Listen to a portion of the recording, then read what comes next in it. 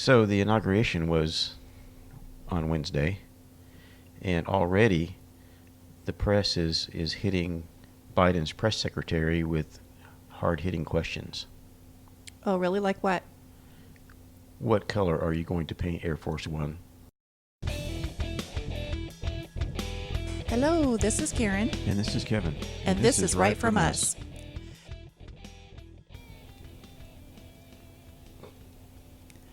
Come on, man. Give me a break. I feel like he talks like a hippie. Come on, man.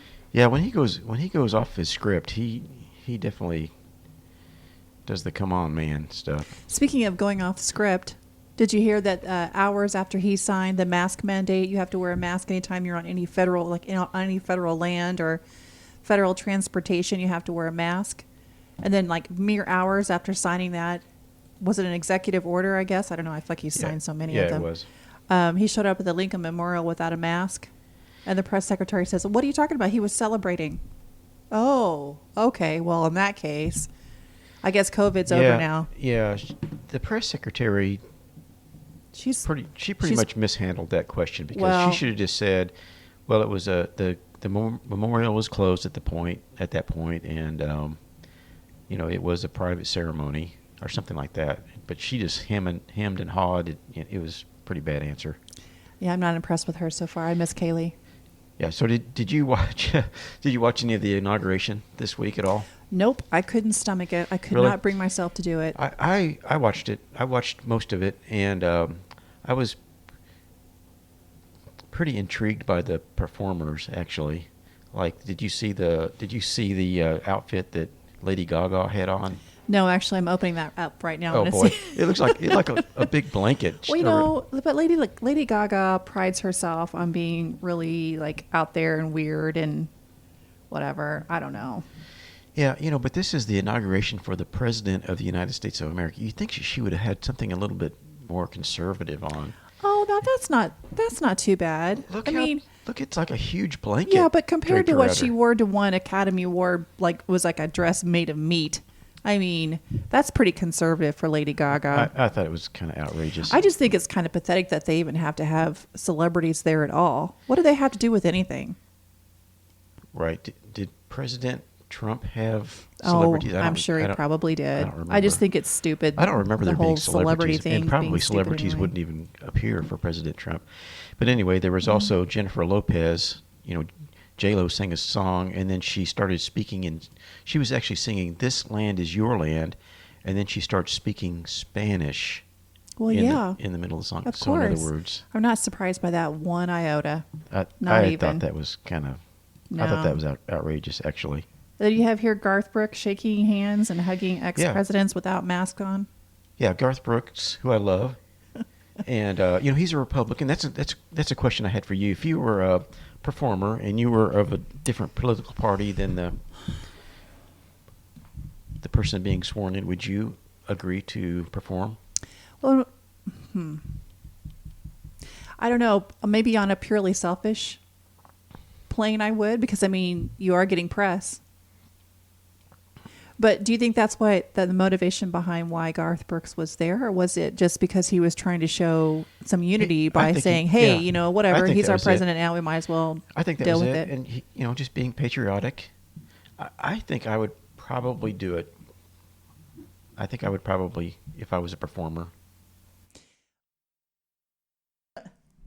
Sorry, I got choked up there for a second.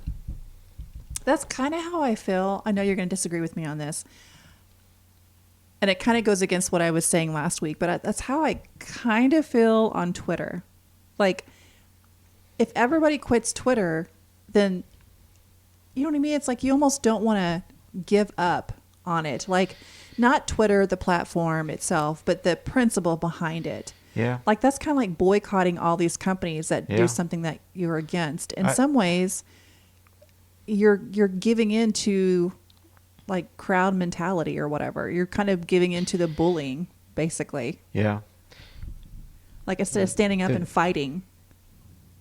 Right. I don't know. What do you think? I think that by staying with Twitter, you're giving up to them and letting them control us more. Yeah, I kind of disagree with that. In some ways, I see what you're saying. I think on one hand, yes, I think that's true. But on the other hand, I think you're also kind of standing up to say, hey, dude, you're not going to bully me.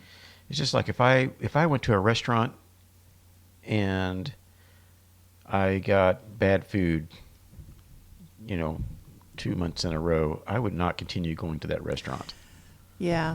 I would go to another restaurant. Yeah. And that's kind of how I think about I've just had Facebook mixed and feelings about Twitter it. at this Well, point. Facebook, I'm done with Facebook. I can't stand Facebook. I haven't been able to stomach that for a couple of years now. Just gone downhill. But back to Garth Brooks, who I love. He is awesome. After his song, he didn't have a mask on. After his song, he went around hugging all the ex-presidents and shaking their hands with no mask on. Have you seen anybody criticizing that or commenting on that at all? I don't think I have seen any articles about that.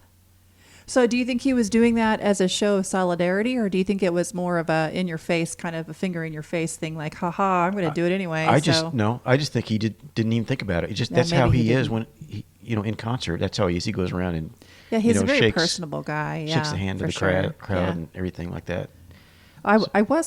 This sounds terrible. I was kind of shocked to see how much weight he's gained. He's gained a lot of weight. How old is he? He's probably...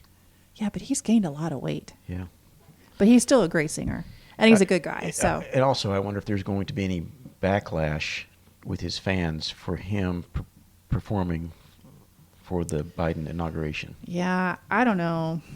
I hope not. I hope not. I hope not. But I just think that's a patriotic thing to do. Yeah. Let's see. There was something else on the inauguration. Oh, did you hear about the troops having to sleep in a garage on the floor with like one outlet and 2 bathrooms for I don't know how many thousands of people? I saw that. So it's like once they got done with them, they just kind of discarded them. Like, okay, we're done with you, so I guess go figure it out. How rude. That's so disrespectful to treat our military like that. Yeah, and apparently there's a lot of troops that are still there. I'm not sure why that is. Florida has after they saw that, they called their troops back. Yeah, there has been some people that have called them back, but there's some speculation that they're sticking around because of the impeachment. I guess they're anticipating backlash if the Senate votes to impeach Trump, which hopefully, fingers crossed, they don't go down that road. Side note, do you think they're going to lose a lot of Republicans if some of the Republicans stand up and do that? That's what Josh Hawley is saying. He's saying that you're going to split the party if these Republicans actually vote to impeach Trump on these apparently there's only 5 or 6 Republicans at this point that are committed to voting They're for probably impeachment. rhinos anyway. Yeah, So. Mitt Romney is going to. Well, duh. He's one of the biggest rhinos there is. Yeah. But back to the troops. I saw a picture today of the former President Trump has given up his hotel for men in uniform to stay there. That is pretty amazing. And there's a video showing that the pretty lobby is amazing. just packed full of And police that officers. just perfectly illustrates the difference between the two men. That's why we love President Trump so much. Because he loves the military and he can't stand to see them mistreated. Right. And so I thought that was pretty cool on President Trump's part. Speaking of which, I guess Florida's banks are not allowing him to put his money in there, I guess. Yeah, that is just... Is that not crazy? That is just... What in the world? It's just so sad. It is very sad. This poor man has been so ostracized. It's just, it's shocking, honestly, that they're really just is. so vindictive and petty. And I just really wish they would go back and look at his speech and listen to his speech. He did not say one thing that was inciting violence. I know. He said, let's peacefully and patriotically march down to the Capitol and hear our voices, let them hear our voices, or something like that.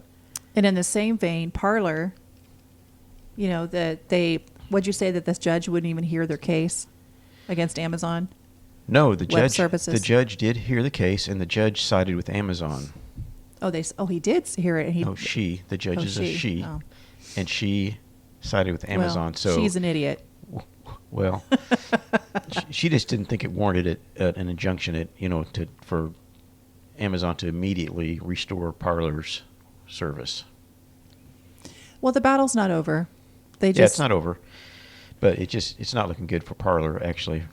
So yeah, and then what you were telling me about the people that were arrested with the Capitol incident. I even hesitate to even call it a riot, but just the Capitol incident.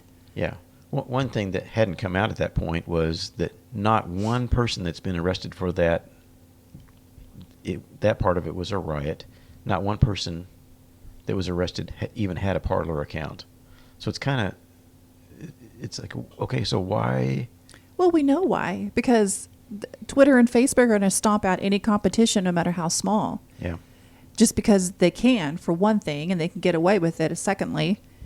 And thirdly, they don't want to give people a platform to dare to voice anything that differs from their opinion, because they're dictators. So did you watch President Trump's? Get me fired up again. Did you watch President Trump's farewell speech? Yeah, that was pretty touching, actually. Yeah, he promised that he would be back in some form. I hope the form is a Kraken. Oh, I hope the form is, well, there's rumors that he's thinking about starting a third party, which, how do you feel about that? At this point, I think it might be a good thing, because I think we're so fractured as a party that maybe that's what we need, is a third party to just... It's sort of like... It's like everyone has... or not everyone, but many people have forgotten what it means to be a Republican. Actually, I say one step further. I wouldn't say forgotten. I think most people don't even know what conservatism is. Yeah, well, they don't realize that Republican at one point was a conservative. Yeah, they're really not the same anymore. No. And really, there's not that much difference between the two parties. Except the Democrats have gone way off to the left, and I think the Republicans are more like what Democrats used to be. Now, I hesitate to lump all the Democrats into the far left. I really feel like, because I know some Democrats at work, and I feel like they're just kind of been left out in the cold. Like, I feel like a large portion of the Democrat Party is not even represented anymore. It's just... all the focus is on the far left, and I think a lot of the Democrats don't even agree with a lot of what the far left stands for.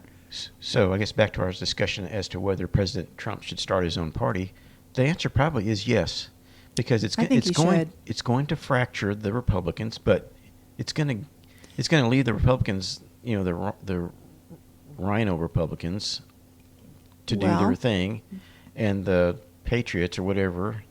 That's just what I was going to say. I feel like we're already fractured. I don't know that you can do any more damage than it's already been done. Yeah. I mean, yeah, I guess the concern would be like the next election, if the Republican vote is split in half, then that gives the Democrat the win. Yeah, there's never going to be another Republican.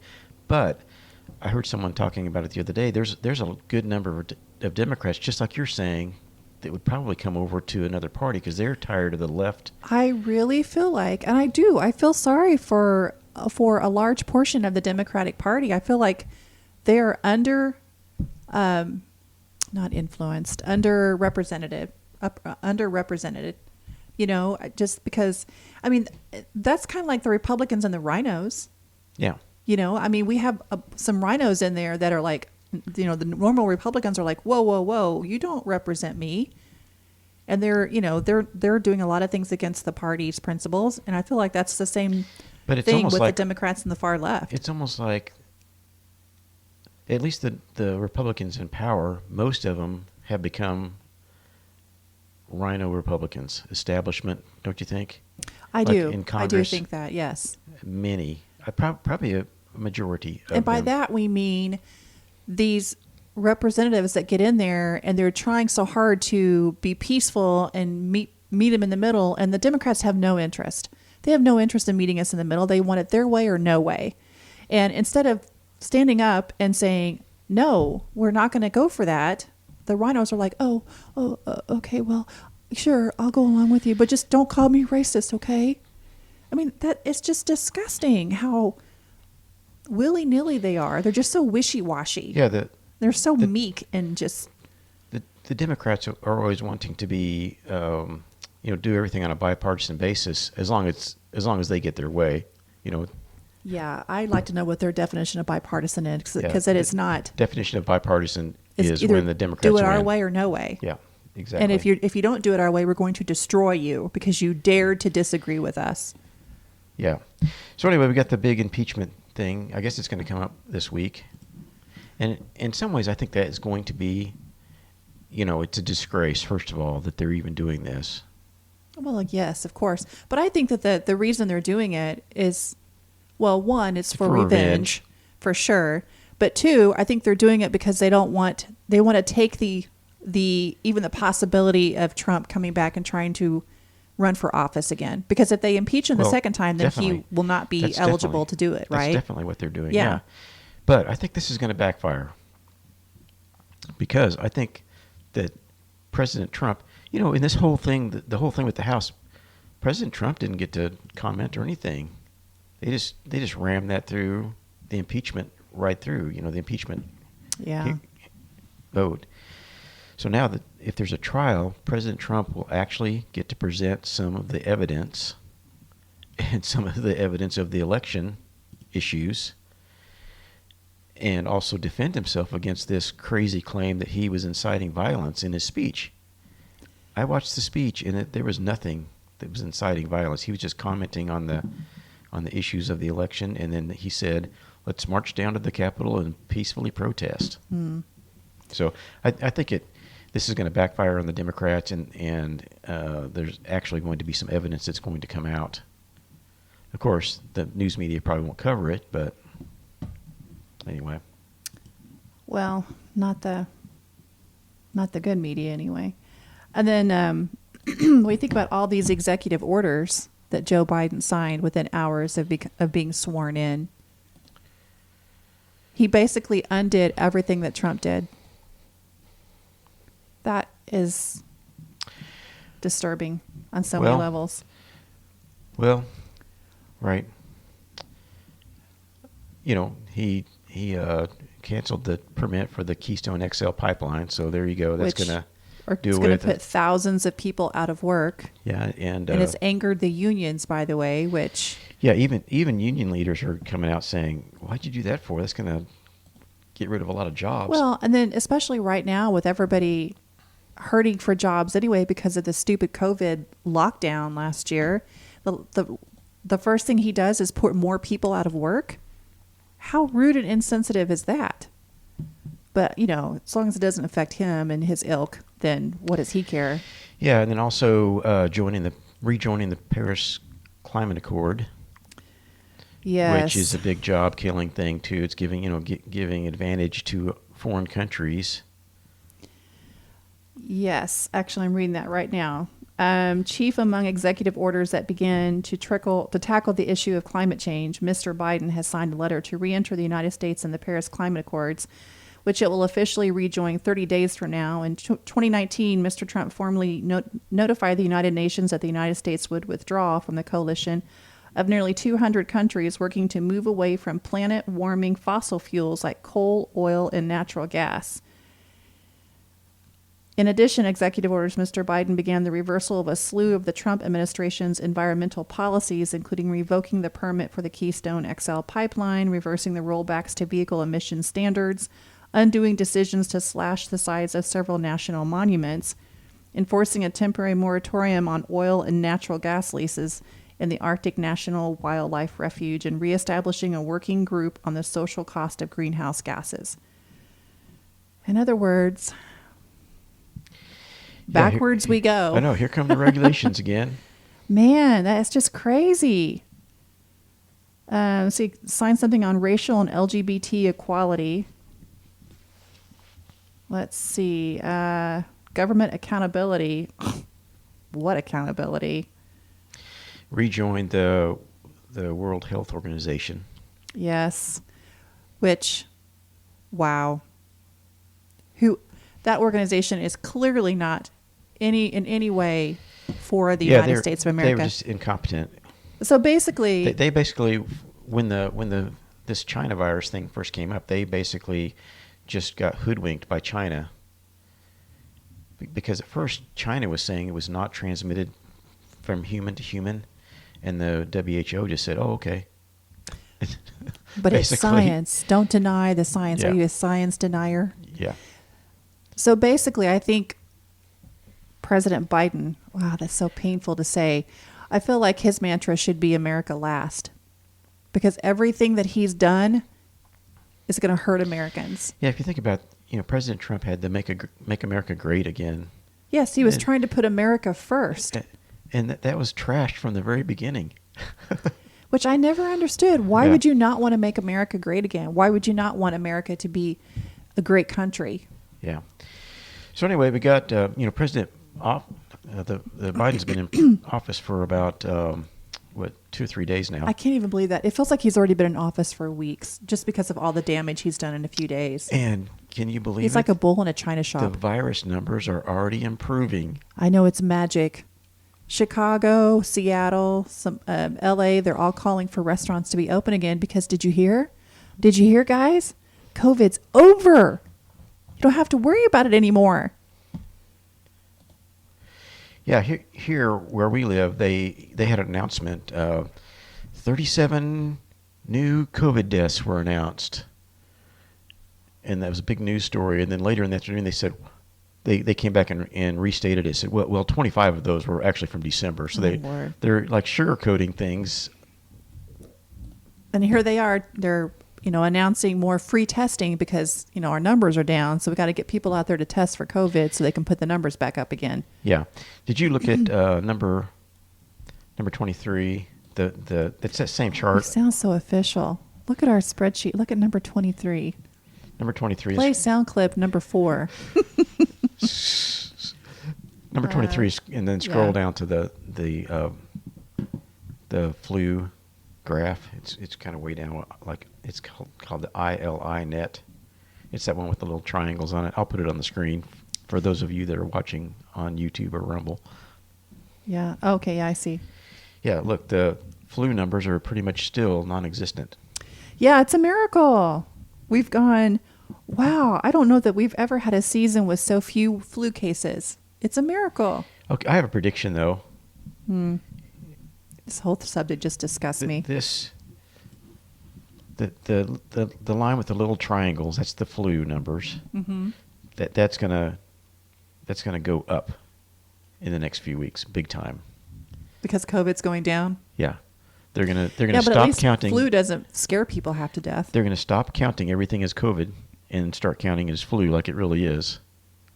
So I'm gonna put this on the screen, and then in about 2 or 3 weeks Yeah, we'll so check it out again mark and our see what it looks like. And actually, look at even the flu has gone way down in the last few weeks. Yeah. Yeah, I know. I saw a video of this influential creator, I don't know, YouTuber, whatever you want to call her. And she was videotaping herself, oh, I just feel so tired lately and I have some chest tightness. And man, I really hope I don't have COVID. I just don't know what's going on. I just haven't been feeling well. And so she videotapes herself, she films herself going and getting a COVID test. And then the next clip, she is showing herself in the test, and she's like, I guess I was just tired after all. It's just Her test was negative? It was negative. Oh. But I bring that up to say that, she's from California, and they just have got everybody out there so absolutely terrified of COVID. I feel sorry for them. I really do. It's like they're living in this secluded alternate universe. So I don't know. I just felt sorry for her because she was genuinely scared. Yeah. They've got everybody just... I mean, when I see people driving down the road in a car by themselves with a mask on, that's like... Or people that are walking or jogging outside with the mask on, I'm like, what are you doing? Just take everything that the news is saying with a grain of salt. It's like 99% false. Fake. Yeah. Okay, then back to the inauguration. Did you see the huge Bible that they swore Biden in on? It's this Bible. It was literally probably... Is that normal? No, it was. Apparently, that's everything that he's ever been sworn in on. Every office he's ever been sworn into, he's been sworn into that using that Bible. Which it's like a family heirloom would Bible. get a lot of use because he's been in politics for 50 years. Yeah. Yeah, it's like from the 1800s. It's like a family Bible. It's got like his family records in there. I was hoping it was like a big box. They would open it up and they'd pull out some handcuffs and put him in handcuffs right there. I wish. They're already talking about his senility and his inability to like form a sentence and everything, and how he's really quick to anger, which apparently are early signs of dementia from like people that were commenting on this article that had loved ones that, you know, had the disease, and they were talking about how they see that, you know, early signs with Biden, which genuinely, I don't wish the man ill will. I really don't. I wouldn't wish that on anybody. And if that's what's happening, I really do feel sorry for him, because he probably has no idea what's happening around him half the time. But what scares me the most is that if I kind of feel like that was the plan all along, he's just kind of a placeholder. And then when he's for sure. If he makes that scares me the most, I think, is to think of Kamala Harris as our president, because she's so radical and progressive. I think she would destroy us. If Biden makes it through a year, I'll be surprised. I'll be shocked, actually. What do you think will happen if that actually happens? Like, if Kamala Harris actually becomes our president, what do you think is going to happen? Don't you think there would be even Democrats saying, whoa, whoa, whoa, whoa, whoa, whoa, whoa, we're not doing that? I think they're... I don't think all the Democrats are on her side, though. I don't know. She will definitely be a weak president. Well, and I think weak is who will be the vice president then? It's definitely not the adjective that comes to my mind. Thinking of her as our president, that would be disastrous. On this executive orders too, I kind of can't get past that, because it just scares me how much he signed and how much damage he did with just a few strokes of the pen. You know, following the footsteps of some of his predecessors, Mr. Biden has established ethics rules for those who serve in his administration that aim to restore and maintain trust in the government. He's ordered all of his appointees in the executive branch to sign an ethics pledge, which, how ironic is that? You talk about an oxymoron. He, of all people, is going to have his staff sign an ethics pledge. And did you see the video where he was like, if I hear one thing, you know, that someone's disrespecting someone or whatever, I'll fire you on the spot. I mean, he's just very dictatorship-esque, you know. It's just in comparison to how Trump was, you know. I mean, Trump had his faults, no doubt. He was rough around the edges, but he wasn't like mean. I get the feeling that Biden's just mean. He's just mean-spirited, you know. Yeah, and speaking of signing a pledge, you know, here in our town, we've got the teachers that are having to sign this oppression matrix. Which, when I heard this on Nick's show the other day, I was shocked that this is happening in our hometown. Yeah, that's number 15. I know, at a school that our kids used to go to, by the way. That is some scary crap. Yeah, they've got this apparently like a matrix that you're supposed to sign, and you're supposed to agree that you're an oppressor or you're not an oppressor basically on your skin color and your heritage. Yeah, it's a middle school in our town recently held a diversity training program that forced teachers to locate themselves on an oppression matrix and watch a video of George Floyd's last words. According to whistleblower documents and teachers who attended the program, the training began with a land acknowledgement claiming that the school district is built on ancestral territory of the Osage, Delaware, and Kickapoo nations and peoples, which it probably is. I think it is actually built on that land. The trainers then forced the teachers to watch a 9-minute video of George Floyd's last words. The film is silent, showing only white text on a black screen, illustrating Floyd's final utterances, including his cries for his mother. Such videos are a common technique in many diversity training programs and cult indoctrinations. The intention is to overload the senses of the participants and create an emotional anchor that serves to justify subsequent political arguments, even if they're non sequiturs. Wow, I think that pretty much sums it up. Yeah, they've got this oppression matrix. I'll put it up on the screen for those of you that are watching. It's got type of oppression, racism, sexism, Wow. transgender oppression, Wow. heterosexism, classism, ableism, religious oppression, and ageism, adultism. And you are supposed to identify where you fell into each one of those categories, apparently. Wow. And didn't you say that there was one teacher that stood up? Yeah. Apparently, there's one teacher that had been. It was a white teacher that had been raised by a black stepfather. Hold on. Go ahead. So what really concerns me about this is, first of all, what they're actually doing, which is wrong on so many levels. I don't care what they justify it with. And secondly, that it's here in our hometown, which we're in the middle of the heartland. So it's shocking to me that it's here in our small town. And thirdly, if our kids had still been going to school, I am pretty confident that we would have started homeschooling. Like, we would yank them out of schools and say, nope, we're not standing for that. That's ridiculous. We're not going to brainwash our children into believing this is normal. No way. No way. Would we have? Yes, you bet we would have. Who would be the teacher? Me. Our kids would not have liked it very much, but we still would have done it. So anyway, as I was saying, apparently one of the teachers was a white teacher that had been raised by a black stepfather, I think. And he stood up and said, "This is not right." And I'm not sure what happened to him. Didn't you say something about Marxism? Marxist or something? He said that, this is basically Marxism. And they didn't really have much to say. Yeah. They're just saying, well, this is just part of the program. I mean, part of the brainwashing cult indoctrination program that you're forcing these teachers to take. I think that's scary. I'm sorry, but I think that's scary. It's just shocking to me that it's right here in our hometown. And people apparently are okay with it. I'm not saying all of them. I'm sure there's some teachers that are not okay with it, but not enough to stand up and say, we're not doing this. This is stupid and evil.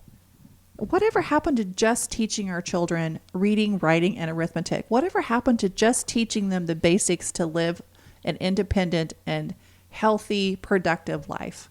Whatever happened to that?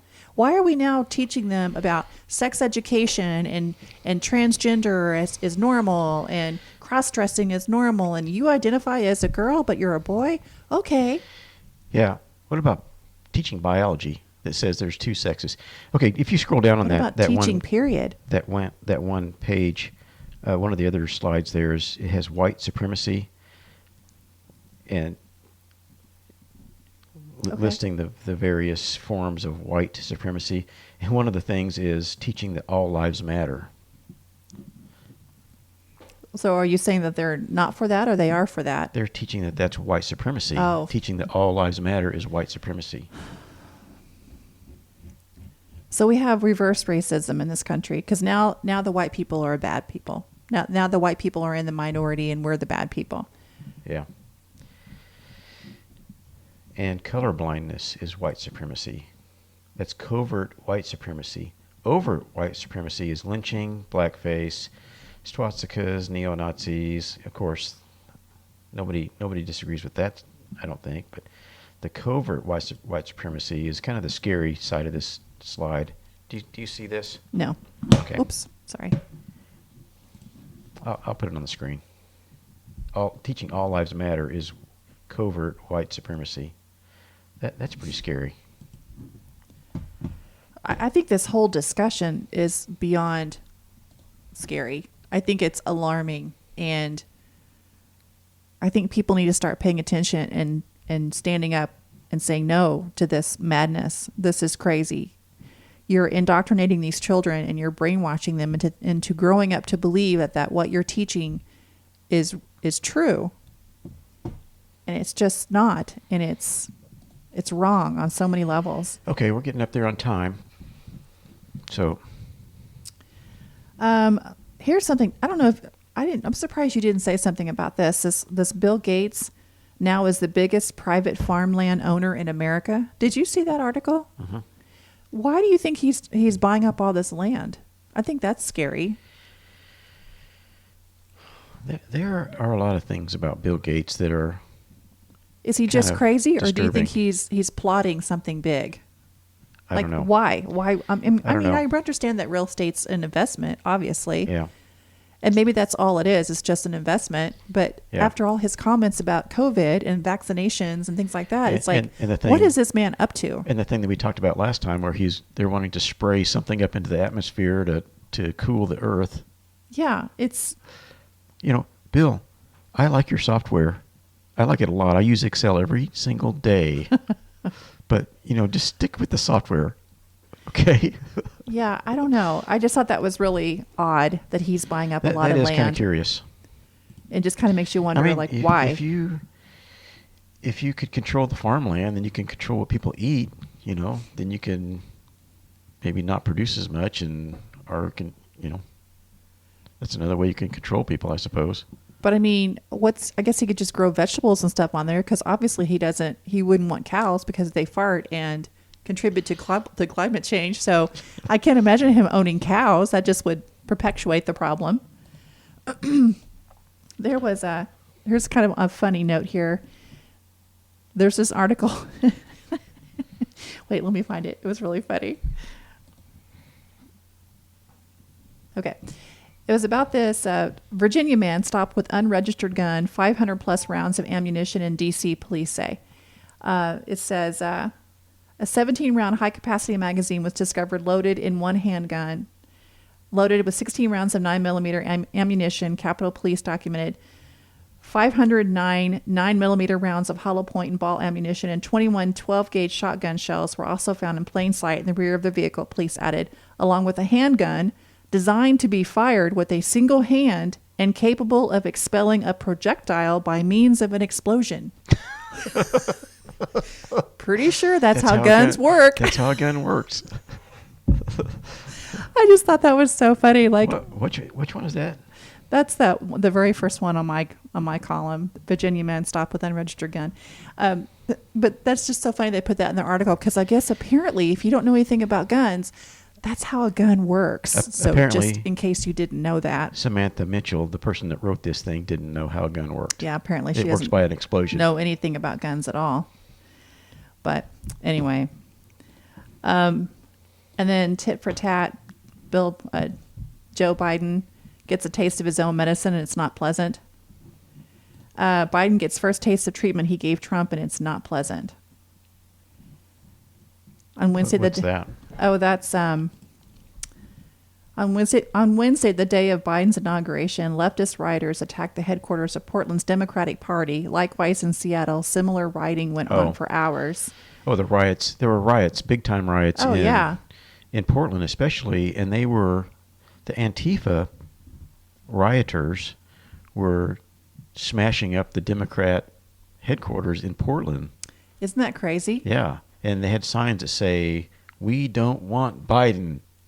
Yeah. You didn't hear one thing about that on the news. Nope. And the rioting, which has gone on for days, makes a mockery of our country's values. Still, Biden has not disavowed the demonstrators and rioters who are destroying property under his watch. They're just sweeping it under the carpet and pretending like it's not even happening, is what they're doing. Well, but even fellow Democrats are looking to him going, hey, you need to say something. This has gone on long enough. And he's still not saying anything about it. So now, why would you think that? Not to start a conspiracy theory or anything, but it's almost like he wants it to happen. Well, I mean, they didn't talk. Why? They really haven't been talking or commenting on all the riots that have been occurring all year long. I mean, Chris Plant is a guy I like to listen to. He keeps saying, the Republicans had one riot in 300 years. Right. The Democrats have 300 riots in the last year, essentially. Yeah, Biden was adamant that Trump was to blame for the Capitol incursion. He was also in the thought camp that Trump let hundreds of thousands of Americans die during an international health crisis. He definitely set a precedent for wrongfully assigning blame to his predecessor on some issues, and now he's the one being asked to answer for the chaos occurring under his watch. So, I don't know. But they're saying, but this article also goes on to say that, but let's be fair, Biden's only been president for a few days, so let's give him a week, and then after that, he's really got to own his own stuff. Like, he's got to own whatever happens is on his shoulders, not Trump. Because at some point, they got to stop blaming Trump. Which, what are they going to talk about now that Trump's not in the picture anymore? They're never going to stop blaming Trump, and they're just going to. That's a good question, but they're going to keep blaming everything on President Trump, no matter what goes wrong. If it's right, I do feel sorry for President Trump. If something goes right, it's going to be Biden. Yeah. And if something goes wrong, it's going to be blamed on President Trump. That's the way it always goes. So. Yeah, true. Okay. Now our favorite part of the podcast. And full disclosure, he kind of got on to me last time because he's like, can I just at least know what the questions are before we start? So he can't say he didn't know these questions are coming. That's not to say I might throw in a question that he doesn't know about, though. All right, questions for couples journal, because we do this to be closer to each other. If you could go back to school and excel at one subject, which subject would you pick and why? I would pick math. You didn't already excel at math? I feel like you would have been good at math. I don't think so. I mean, I was even in math league, which was like a club in high school.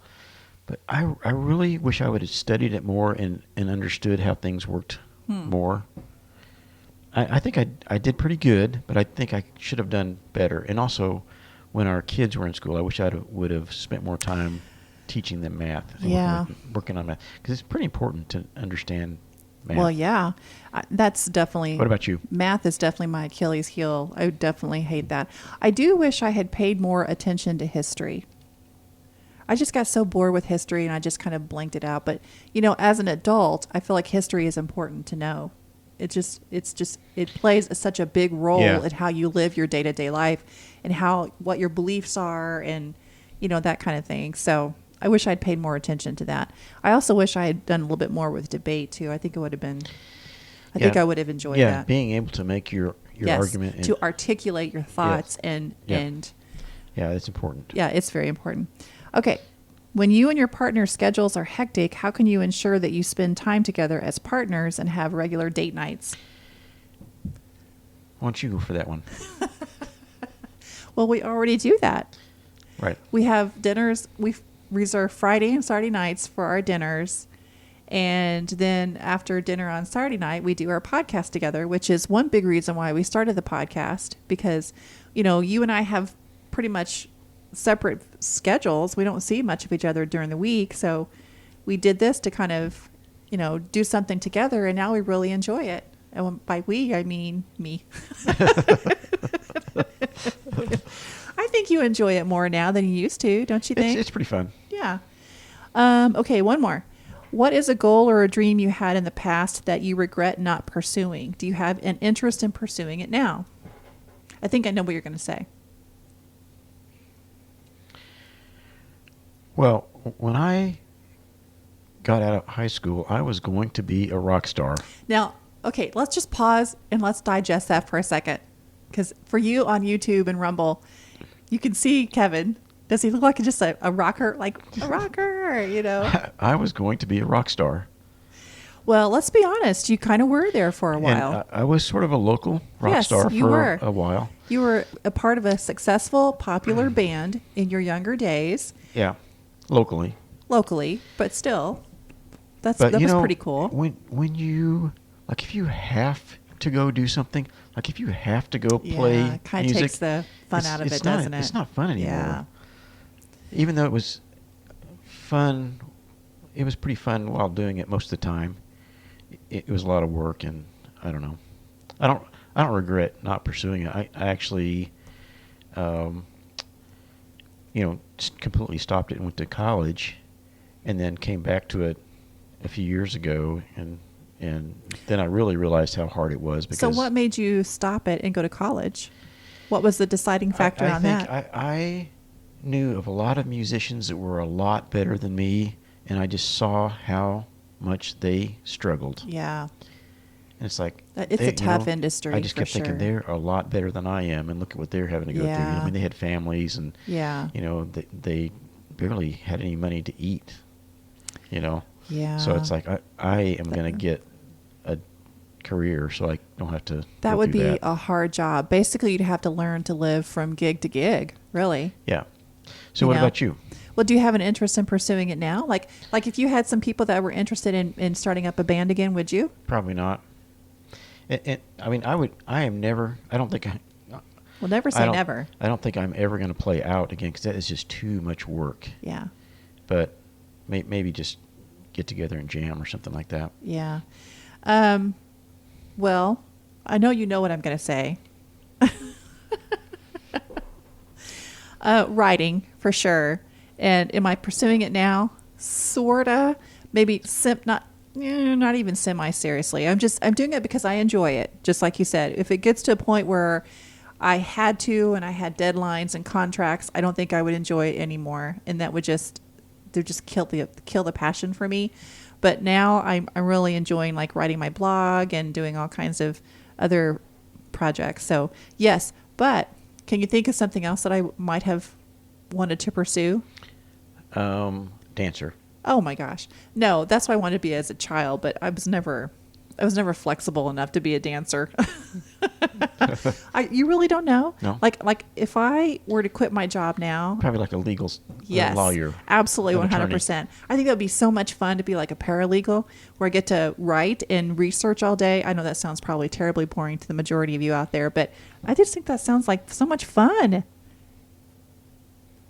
I just think it would be fun. It is pretty fun. Not fun, but it's very interesting looking at these lawsuits, like what's going on with Amazon and Parler right now, and just looking through the lawsuits. There's a really great YouTuber, Viva Fry, that goes through. He has good videos. Yeah, he goes through. He's very interesting. He's from Canada. Detail. Yeah, he goes through the lawsuits but in detail. But he's very. How is he so versed on America law? It's not that much different. Oh, is it not? No. Well, it's interesting to listen to present the legal side of these issues. Yeah, it's pretty interesting. So, yeah, but it's not so much to me, it's the language. Like, law is like you could split hairs with language because if you say something some way, it means this, but if you just change it just a little bit, it can mean this entirely, and give just enough of a question where you maybe like a loophole or something. Yeah. I just think that would be. I love language. I just think it's fun. And it's so easy for two people to have two completely different interpretations of the same exact thing. Yes. Two brilliant, even judges don't even agree. Yeah. Which I think perfectly sums up where we are in our country right now. Yeah. Is that it just takes that one different interpretation to take it in a completely different arena. Yeah. So, okay, well, he's over here squirming in his chair, so I think it's time to say goodbye for another week. All right. All right. Thanks for tuning in, and if you're watching us on YouTube and Rumble, thanks for watching us. You can listen to us on all your favorite podcast platforms, and we'll talk to you next week. Okay. All right. Bye. Thanks. Bye.